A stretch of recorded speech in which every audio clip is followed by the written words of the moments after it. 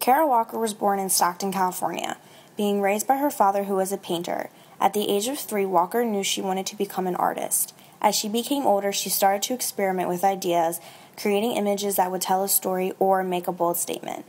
Walker attended school at Rhode Island School of Design, where here she started her study of silhouettes. In 1994, there was a new talent show where her silhouettes were presented at Drawing Center in New York City. The mural was called Gone, a historical romance of a civil war as it occurred between the dusky thighs of one negress of her heart. After that, she became so well known her career took off. People were drawn to her work by the use of black paper silhouette figures. She then became the most leading artistic voice with race and racism. Time magazine placed Walker in the Time 100 list. Time states, she plays with stereotypes and turning them upside down. Walker's theme has to do with race. Her images include body shapes and the use of costume lines that signify the ethnic of her subjects, with comments about race that define us. Not only using the theme of race, Walker also likes to put humor into her work. She likes to call it toilet humor, making her images about bodily functions and sexuality. Her use of silhouettes comes from the 18th century. This idea she uses is a very complex and ironic way for an artist to address certain issues. She also uses black paper and sometimes white. But when using black paper, it eliminates skin tone and the racial status comes into play, making her characters be shown through stereotypes and cartoons. Using this method of silhouettes allows the viewer to look at themselves only through images. Kara Walker's work is very interesting and catches the eye. The meaning, though, behind each image is very hard to understand. If two people viewed the same image, they would both have a different thought of the meaning.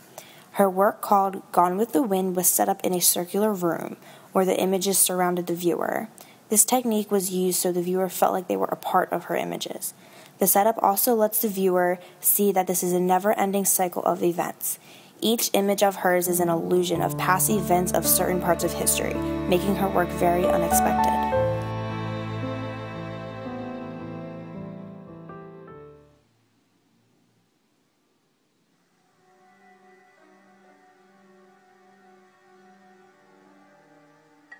A lot of my work has been about the unexpected,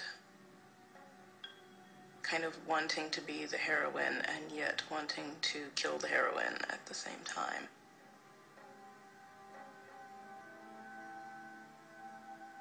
And that kind of dilemma, that push and pull, is the underlying turbulence that I bring to each of the pieces that I make.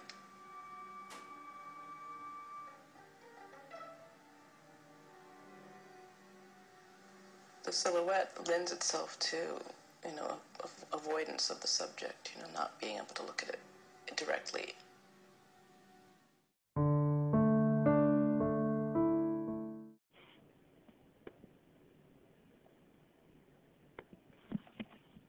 Merce Cunningham was a leader of the American avant-garde throughout his 70-year career and is considered one of the most important choreographers of our time.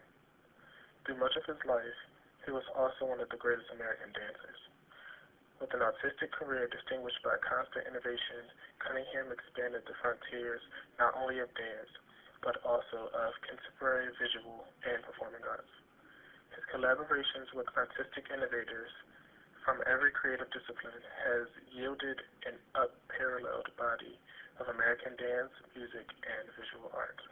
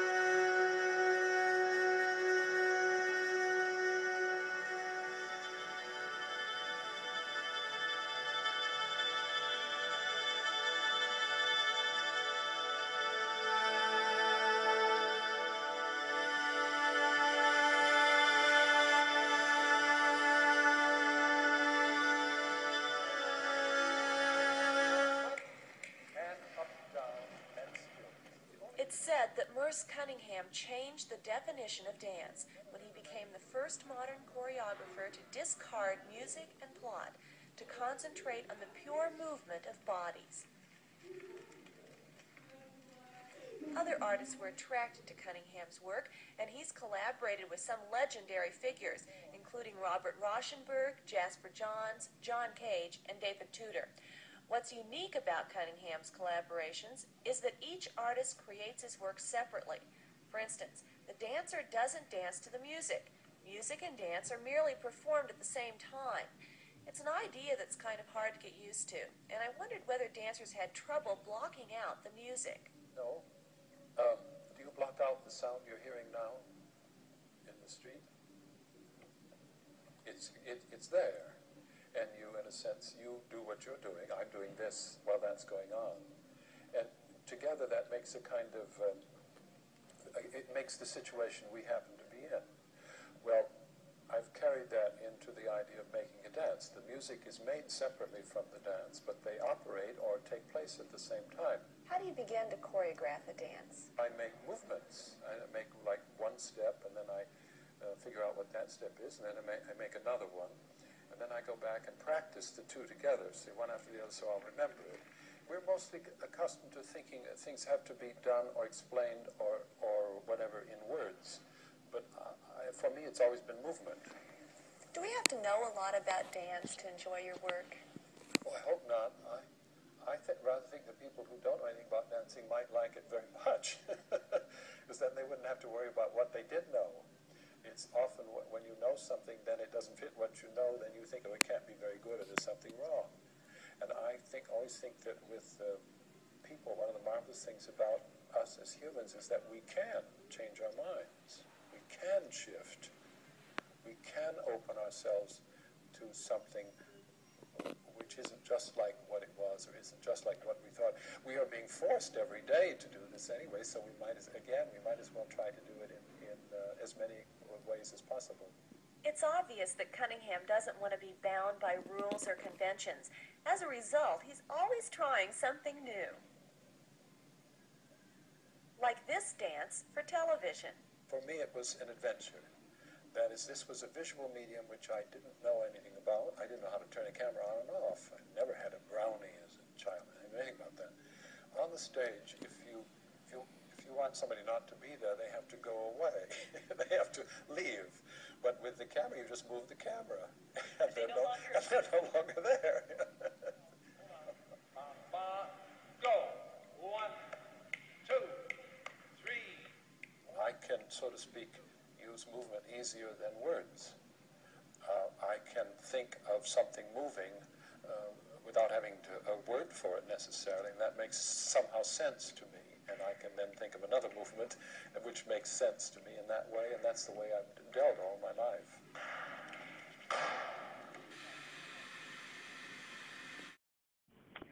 Anna Deavere Smith is an actress, playwright, and professor. She is widely known for her roles as Nancy McNally in The West Wing and as Gloria in the show Nurse Jackie. Anna was just like each and every one of us, as she grew up in a middle-class family, her mom being a principal and her father was a coffee merchant. She attended Arcadia College and then went on to earn her MFA in acting from the American Conservatory in San Francisco.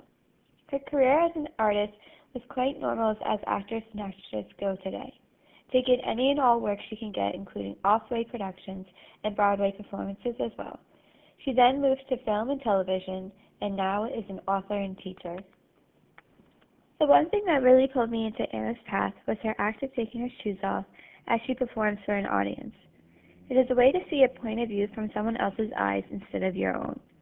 There are so many different characters in this world, not one person is the same, so not one view will be the same. From this will come different opinions and, of course, disagreements. In Anna's work, she likes to explore topics such as racism, identity, and social justice through original and highly unconventional pieces of performance art. Her grandfather had once told her, if you say a word enough times, it will start to become you, which led her to the way she performs. She had said, if I walk in their words, I could perhaps absorb the world as they see it. This is why I do not wear shoes as I perform. So my grandfather told me when I was a little girl, if you say a word often enough, it becomes you. And having grown up in a segregated city, Baltimore, Maryland, I sort of used that idea to go around America with a tape recorder, thank God for technology, to interview people thinking that if I walked in their words, which is also why I don't wear shoes when I perform, if I walked in their words that I could sort of absorb America. I was also inspired by Walt Whitman, who wanted to absorb America and have it absorb him. So.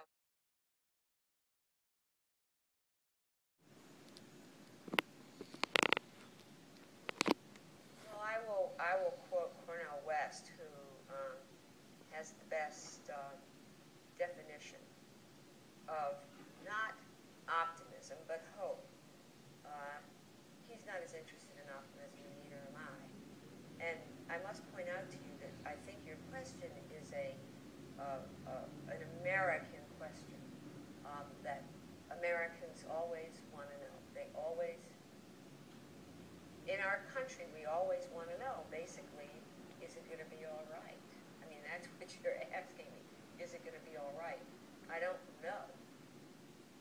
However, given that fact, I'll quote Cornell, who differentiates between optimism and hope by saying that optimism looks out the window and says, you know, looks pretty good out there. Evidence is, based on the evidence, I think it's all right. It's all right. Hope looks at the evidence and says, it doesn't look good. It doesn't look good at all. I'm going to go beyond the evidence to create new possibilities based on visions that become contagious, to allow people to engage in heroic actions, always against the odds, no guarantee whatsoever. And Cornell has respect for the struggle.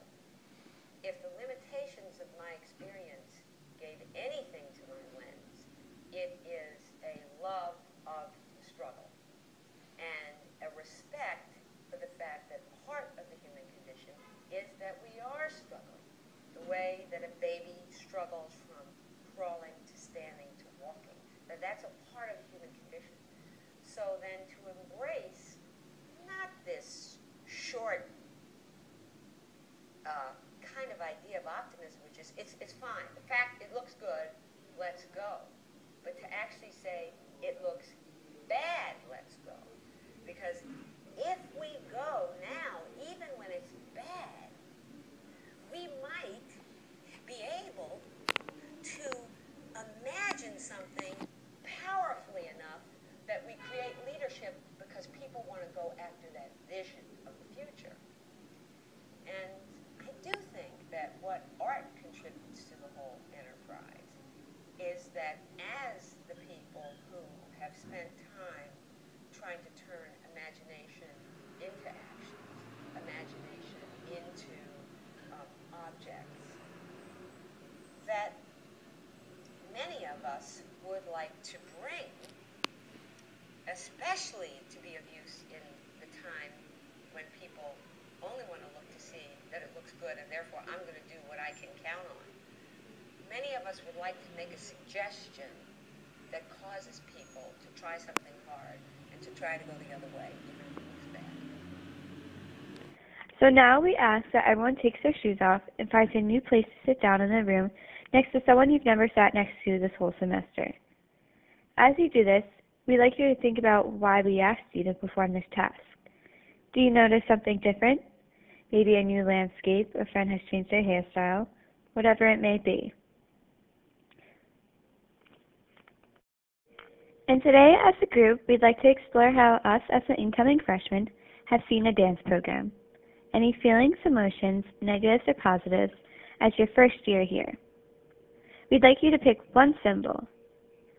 As that symbol, we'd like you to draw it on the piece of black paper we had given to you, and as you do it and finish up, to place it on the floor.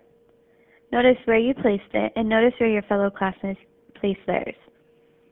Once everyone has done so, we'd like you to take a step back, walk around the room, find a new spot, stand up on a desk, and view this masterpiece we have created. Notice someone else's point of view of the dance program.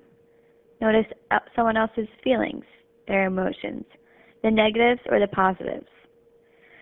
Notice we are becoming part of something brilliant.